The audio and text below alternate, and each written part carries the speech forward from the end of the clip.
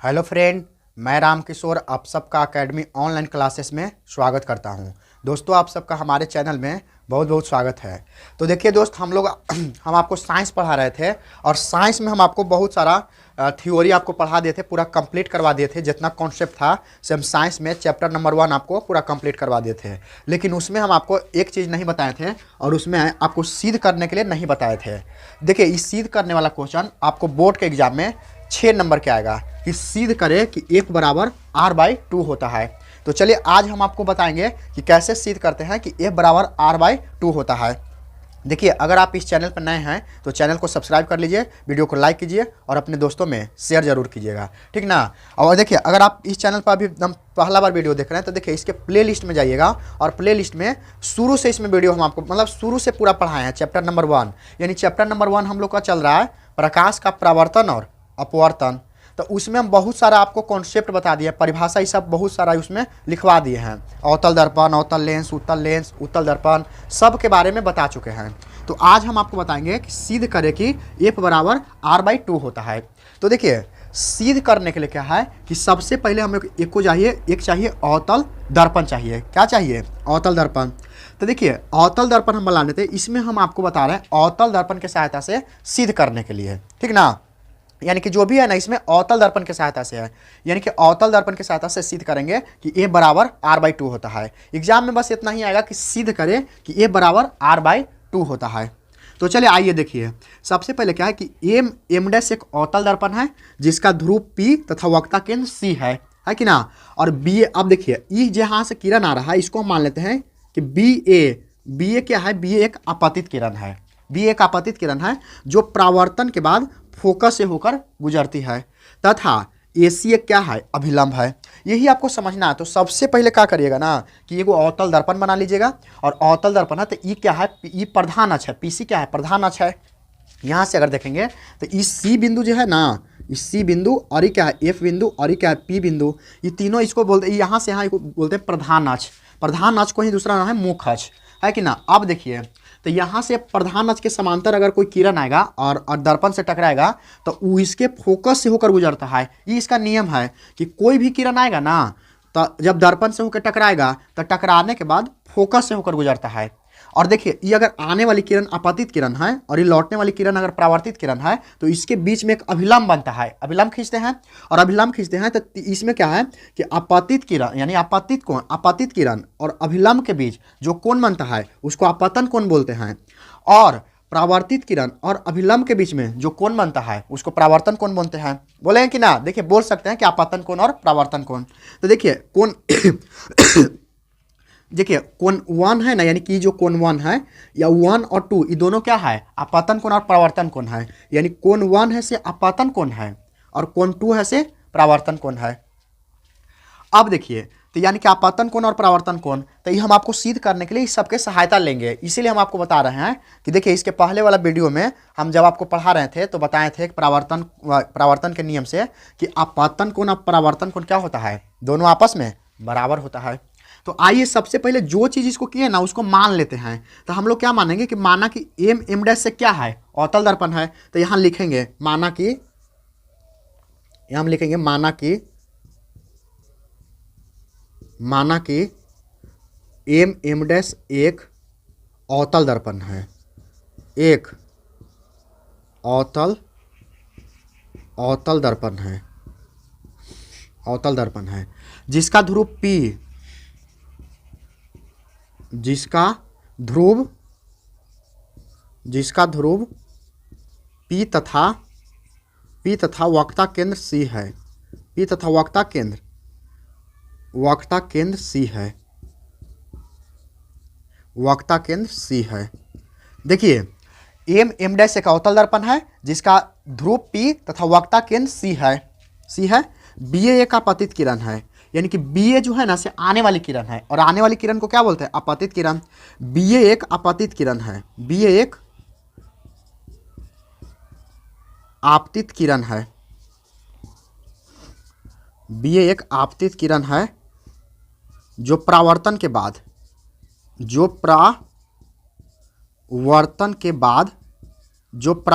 बाद फोकस से होकर गुजरती है। फोकस से होकर गुजरती है, यानी कि देखिए गुजरती है, इसका मतलब है कि अगर ये टकराएगा ना तो फोकस से होकर ही गुजरेगा, गुजरती है। तथा तथा AC एक अभिलंब है, तथा AC एक अभिलंब है, तथा क्या है AC एक अभिलंब है, यानी कि देखिए AC जो है ना सही क्या है, एक अभिलंब है, यह अभिलंब है। यानी कि देखिए जो काम इसमें किए हैं ना वही चीज लिख दी है और इसको रटना ना है, बस एक अवतल दर्पण बनाना है। और अवतल दर्पण क्या है, MM' एक अवतल दर्पण है जिसका ध्रुव P तथा वक्रता केंद्र C है। BA एक आपतित किरण है, यानी कि BA एक आने वाली किरण है, BA एक आपतित किरण है जो परावर्तन के बाद दर्पण से टकराएगा तो क्या होगा, परावर्तन यानी परावर्तित होगा। तो दर्पण से टकराने के बाद यानी परावर्तन के बाद फोकस से होकर गुजरती है, फोकस से गुजर जाती है। तथा AC क्या है, तथा AC एक अभिलंब है, यानी कि यही चीजवा को इसमें से हम देख के खुद से ही लिख दिए, ठीक है कि ना, बस इतना कर देना है। अब आपको देना है प्रमाण, अब आपको देना है क्या, प्रमाण। तो अब देना है प्रमाण, तो देखिए प्रमाण लिखते हैं, क्या लिखते हैं, प्रमाण, यानी प्रमाण देना पड़ेगा आपको। अब यहाँ से प्रमाण, तो प्रमाण क्या है कि अगर देखेंगे परावर्तन कोण के नियम से तो कोण 1 और कोण 2 क्या होगा, बराबर होगा। तो लिखेंगे परावर्तन कोण के नियम से, परावर्तन कोण के नियम से, परावर्तन कोण के नियम से। तो परावर्तन कोण के नियम क्या है, यानी कोण 1 बराबर कितना है, कोण 1 बराबर कोण 2 है। इसको मान लेते हैं समीकरण नंबर 2, इसको मान लेते हैं क्या, समीकरण नंबर 2।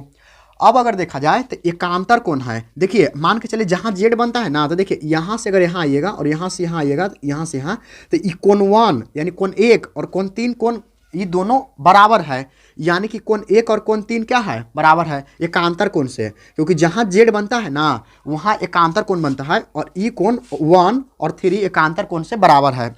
तो हम लोग लिख सकते हैं कि एकांतर कोण से, एकांतर कोण के नियम से, एकांतर कोण के नियम से।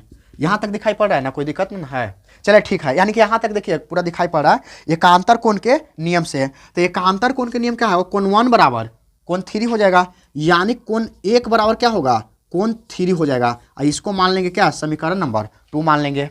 अब समीकरण नंबर अगर 2 मान लेंगे तो देखिए 1 और 2 को आप खुद से देखिए, तो लेफ्ट साइड में है ना कोण 1 बराबर इधर भी है और कोण 1 इधर भी है, यानी कि दोनों समीकरण 1 और 2 क्या है, एक तरफ बराबर है। तो जब लेफ्ट साइड बराबर आएगा तो राइटो साइड क्या होगा, बराबर होना चाहिए, यानी बराबर होगा। तो हम इसको कह सकते हैं कि समीकरण 1 और 2 से अगर करेंगे तो यहाँ लिख सकते हैं, कोई दिक्कत नहीं है। तो देखिए हम इसमें क्या करेंगे, समीकरण चाहे तो यहीं भी लिखते हैं। तो अब आइए हम इधर आपको बताते हैं, इधर लाइन कीजिए। अब देखिए समीकरण 1 और 2 से, समीकरण 1 और 2 से, तो देखिए 1 और 2 से करेंगे तो लेफ्ट साइड बराबर है तो राइट साइड भी बराबर हो गया, यानी कि कोण 2 बराबर कोण 3 होगा। और जैसे कोण 2 बराबर अगर कोण 3 हो गया तो देखिए जब दो कोण आपस में बराबर हो जाता है, यानी किसी त्रिभुज में जब दो कोण आपस में बराबर है तो उसका सामने वाली भुजा बराबर होती है। तो देखिए इतना लग रहा कि त्रिभुज है AC और F त्रिभुज है, यानी कि A से C और C से F और F से A तक ये त्रिभुज है। और त्रिभुज में अगर दो कोण बराबर है, यानी कोण 2 और कोण 3 बराबर है, तो कोण 2 के सामने वाला भुजा और कोण 3 के सामने वाला भुजा आपस में बराबर होगा। ये थ्योरम है, समझिए ना, तो प्रॉपर्टी है, गुणधर्म है कि फिक्स है, बराबर होता है। तो आइए देखिए, तो हम इसको ऐसे कर सकते हैं कि कोण 2 के सामने वाला भुजा CF है, यानी कि CF बराबर हम क्या लिख सकते हैं, अब 3 के सामने, तो 3 के सामने AF है, इसका मतलब कोण CF बराबर क्या है, F है। अगर इसको सीधा हम कर देते हैं, F वाला को पहले अगर लिख देते हैं तो F बराबर क्या हो जाएगा, CF हो जाएगा। और इस समीकरण को 3 मान लेते हैं, इस समीकरण को 3 मान लेते हैं, यानी F बराबर क्या हो गया, CF हो गया। क्यों, क्योंकि दोनों कोण आपस में बराबर है तो उसके सामने वाला भुजा क्या होता है, बराबर होता है, तो इसीलिए इसके सामने वाला भुजा बराबर कर दिए। अब देखते हैं यहाँ, अब दर्पण के देखते हैं ना कि दर्पण का द्वारक बहुत ही छोटा है, दर्पण का, क्योंकि दर्पण की चौड़ाई को क्या बोलते हैं, दर्पण का द्वारक बोलते हैं। कोई पूछेगा कि दर्पण का द्वारक किसे कहते हैं, तो दर्पण की चौड़ाई को दर्पण का क्या बोलते हैं, दर्पण का द्वारक बोलते हैं। तो देखिए, तो हम यहाँ लिख सकते हैं कि चूंकि दर्पण का द्वारक बहुत ही छोटा है इसलिए ये बिंदु P के काफी निकट होगा। तो लिखेंगे चूंकि दर्पण का द्वारक चूंकि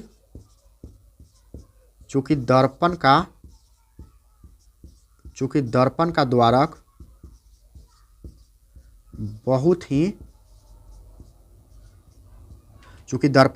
बहुत ही छोटा है इसलिए ये बिंदु P के काफी निकट होगा। इसलिए ये बिंदु P के काफी निकट होगा। इसलिए ये बिंदु जो है ना से P के काफी निकट होगा, यानी कि ये जो बिंदु है वो P के काफी निकट होगा।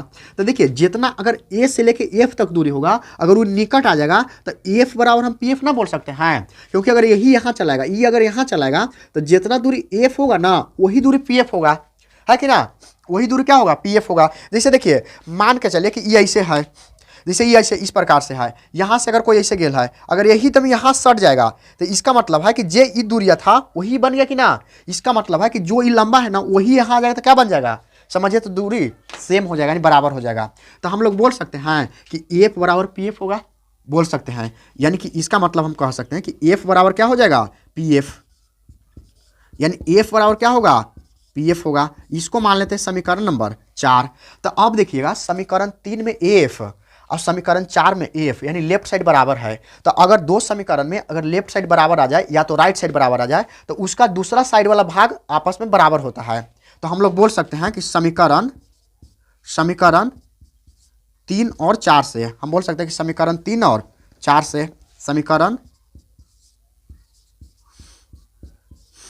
3 और 4 से, तो समीकरण 3 और 4 करेंगे तो लेफ्ट साइड वाला एफ इधर भी बराबर है और यहाँ एफ इधर बराबर है। इसका मतलब क्या होगा कि सी एफ बराबर क्या हो जाएगा? P F.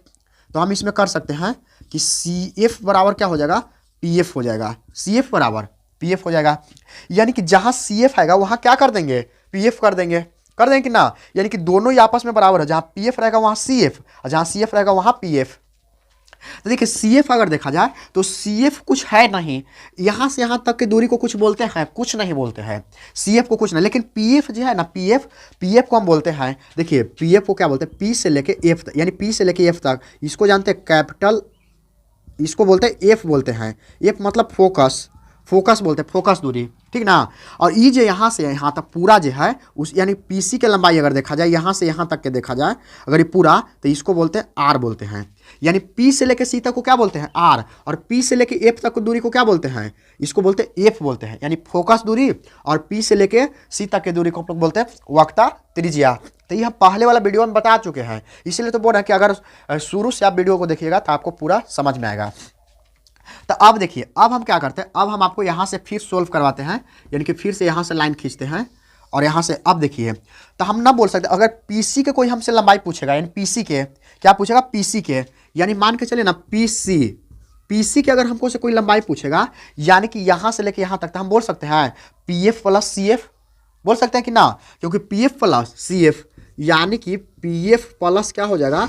सी एफ हो जाएगा। यानी पीसी के लंबाई अगर कोई पूछेगा ना तब P F plus C F, क्योंकि पीसी पूरा यहाँ से लेके यहाँ तक है, तब पीसी से पहले एफ तक आएंगे तब पी एफ हो जाएगा, एफ से सी तक जाएंगे तो सी एफ हो जाएगा। इसका मतलब है कि पी एफ प्लस क्या होगा? सी एफ हो जाएगा। अब देखिएगा, तो यहाँ से क्या करेंगे कि पीसी को हम पीसी लिखेंगे अभी सेम टू सेम।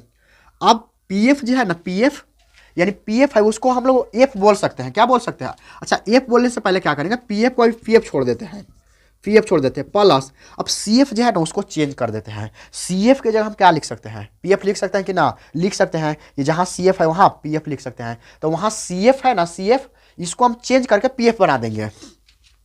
तो इसको क्या करेंगे? पी एफ बना देंगे। अब जैसी पी एफ हो गया तब पी सी बराबर क्या हो गया? पी सी बराबर अगर देखा जाए तब पी सी बराबर 2 पी एफ हो गया, 2 पी एफ हो गया। अब हम जानते हैं कि पीसी को क्या बोलते हैं, तब पीसी यहाँ से यहाँ तक है और यहाँ से यहाँ तक क्या है? आर है। इसका मतलब पीसी के जगह हम क्या लिखेंगे? आर लिखेंगे। और 2 पी एफ यानी पी एफ है, तब पी एफ के जगह क्या है? एफ है। इसका मतलब 2 और पी एफ के जगह के एफ लिख देंगे। तो इसीलिए आर बराबर 2f हो गया। अब इसको हम थोड़ा सा सीधा कर लेते हैं, यानी कि 2f को एने लिख देते हैं। अब बराबर इधर क्या कर देते हैं, आर कर देते हैं। क्या कर देते हैं, आर। अब जैसे ही इसको करिएगा आर, अब हमको निकालना है क्या, एफ बराबर। तो एफ बराबर क्या होता है, आर बाई 2 होता है। क्यों, क्योंकि इधर गुना में है और इधर जाएगा था भागा में, और यही क्या है, प्रूव करना है। यानी यही क्वेश्चन में क्या आएगा, प्रूव करने के लिए आएगा। तो एफ बराबर क्या हो गया, आर बाई 2 हो गया, और यही प्रूफ आपका हो गया। प्रूफ मतलब साबित हो गया। इसका मतलब इस प्रकार से हम इसको प्रूव करते हैं कि एफ बराबर जो होता है आर बाई 2 होता है। तो देखिए सिद्ध करें कि एफ बराबर आर बाई 2। अब सिद्ध करने के लिए आएगा तो इतना आपको करना पड़ेगा। अगर इतना आप कर देते हैं तो शायद आपको कोई दिक्कत नहीं होगा। तो दोस्त आशा करता हूं कि वीडियो आपको पसंद आया होगा, समझ में भी आया होगा। इसको एक बार फिर से वीडियो को देखिएगा, अगर समझ में ना आया हुआ तो एक बार फिर से देखिएगा तो आपको समझ में आ जाएगा। सबसे पहले क्या है कि सिद्ध करने के लिए अवतल दर्पण में या एफ बराबर आर बाई 2 सिद्ध करने के लिए आपको एक दर्पण बनाना पड़ेगा, और एक अवतल दर्पण बना लीजिएगा। और अवतल दर्पण बनाने के बाद जैसे जैसे इसमें किया है वही चीज़ लिख देना है यहाँ, और लिखने के बाद आपको एक प्रमाण देना है। प्रमाण मतलब कि इसमें कैसे कैसे काम किए हैं उसके बारे में। तो हम देखिए कि परावर्तन कोण के नियम से हम कुछ किए हैं, तो कोण 1 बराबर 2 कर दिए। फिर एकांतर कोण के नियम से, तो एकांतर कोण क्या है, 1 बराबर 3 है, इसलिए 1 बराबर 3 कर दिए, और इस समीकरण 1 और 2 मान लिए। अब देखिए कि दोनों साइड एक एक बराबर है, तो हम समीकरण 1 और 2 से कर दिए कि 1 और 2 आपस में क्या होना चाहिए, बराबर होना चाहिए। जब एक साइड बराबर तो दूसरा साइड भी बराबर। तो जैसे कि तो कोण 2 बराबर 3 हो गया। अब जैसे कोण 2 बराबर 3 हो गया, तो हम देखें कि अगर दो कोण आपस में बराबर होता है तो उसके सामने वाली भुजा आपस में भी बराबर होता है। तो 2 के सामने सी एफ है और 3 के सामने एफ है, तो सी एफ बराबर एफ कर दिए। अब एफ को क्या कर दिए, सीधा कर दिया, यानी कि एफ बराबर सी एफ। इसको समीकरण नंबर 3 मान लिए। अब 3 मान लिए तो यहाँ देखें कि दर्पण का जो द्वारक है ना सब बहुत ही छोटा है, इसलिए ए बिंदु पी के काफ़ी निकट होगा। तो ए जितना एफ होगा उतना ही पी एफ होगा। तो एफ बराबर क्या कर दिए, पी एफ। इसको समीकरण 4 मान लिए। अब देखें कि समीकरण 3 में एफ और समीकरण 4 में एफ दोनों लेफ्ट साइड बराबर है, तो राइट साइड भी क्या होना चाहिए, बराबर। तो समीकरण 3 और 4 से कर दिए, तो सी एफ बराबर क्या हो गया, पी एफ। यानी कि जहाँ सी एफ है वहाँ पी एफ है, जहाँ पी एफ है वहाँ सी एफ। तो हम सोचते हैं कि सी एफ कुछ है नहीं, लेकिन पी एफ है, क्या एफ है, इसीलिए हम सी एफ की जगह पी एफ रख देंगे। अब यहाँ से देखिएगा तो पी सी है, पी सी यानी पी से सी अगर दूरी निकालना है तो P F plus C F निकालना पड़ेगा। तो P F plus C F कर दिए, तो हम देखें कि सी एफ की जगह पी एफ लिख सकते हैं, तो सी एफ की जगह पी एफ कर दिए। तब पी सी बराबर 2, अभी पी एफ और पी एफ 2 पी एफ हो गया। अब मान रख दिए, तब पी सी की जगह आर है, 2 अब पी एफ की जगह एफ है, तो आर बराबर 2 एफ कर दिए। तो फिर इसको सीधा कर दिए, 2 एफ बराबर आर और एफ बराबर आर बाई 2। इस प्रकार से सिद्ध किया जाता है दोस्त। तो आशा करता हूँ कि वीडियो आपको पसंद आया होगा। तो आप अगर इस चैनल पर नए हैं तो चैनल को सब्सक्राइब कर दीजिएगा, वीडियो को लाइक कर दीजिएगा और अपने दोस्तों में शेयर जरूर कीजिएगा, ठीक ना। अब देखिए इसके अगले वीडियो हम लेकर आएंगे, आपको सिद्ध करने के लिए बताएंगे कि 1 बाई एफ बराबर 1 by V plus 1 by U होता है, ठीक ना। तो दोस्त आज के लिए इतना ही, फिर हम लोग मिलते हैं एक अगले वीडियो में। जय हिंद।